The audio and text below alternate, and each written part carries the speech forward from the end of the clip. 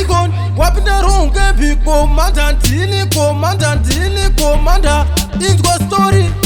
baby wangu tuworichedza kurima ringichita kundimedza kumadokero kandiko kwaindishedza kuti iwe usari uri wega ati baby wangu handimbofanda kuregedza mamwe mabhebi anouya chitondiedza seri kuva vanodeka kundiyeredza pati ndiwe wanishuwa unondiyevedza baby wangu handimbofanda kuregedza mamwe mabhebi anouya chitondiedza seri kuva vanodeka kundiyeredza pati ndiwe wanishuwa unondiyevedza taziona kuti vanoshanda nadhevo vanouye kwandiri vasina kazvipfeko ndazvunza baba vangu ndikati kose iko vandiudza mwanangu kuti emuedzo munyika munomuka mwenanadhirira wakasazvitiritedza vanokugarira vanofungidzira kuti ukuzvifarira ndiro shoko rinogara richiparizwa bebi wangu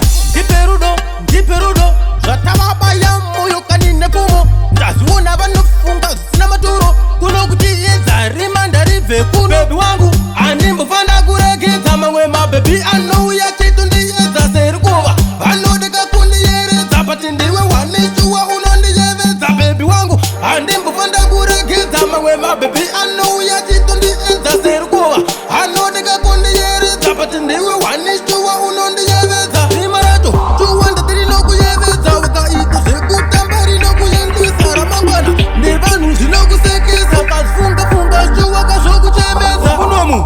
ewaziya zvekushanda nokuti rima rinokutyika nemapanga shuwa rinokusiya une mavanga ramangwana rako shuwa unozvishamba handimbofanda kuregedza mamwe mabhebi anouya chitondiyedza seri kuva vanodeka kundiyeredza pati ndiwe wanishuwa unondiyevedza bebi wangu handimbofanda kuregedza mamwe mabhebi anouya chitondiyedza seri kuva vanodeka kundiyeredza pati ndiwe wanishuwa unondiyevedza ndazviona kuti vanoshanda nadhevo vanouye kwandiri vasina kazvipfeko ndazvunza baba vangu ndikati kose iko vandiudza mwanangu kuti emuedzo munyika munomuka mwenanadhirira wakasazvicherechedza vanokugarira vanofungidzira kuti ukuzvifarira ndiro shoko rinogara richiparizwa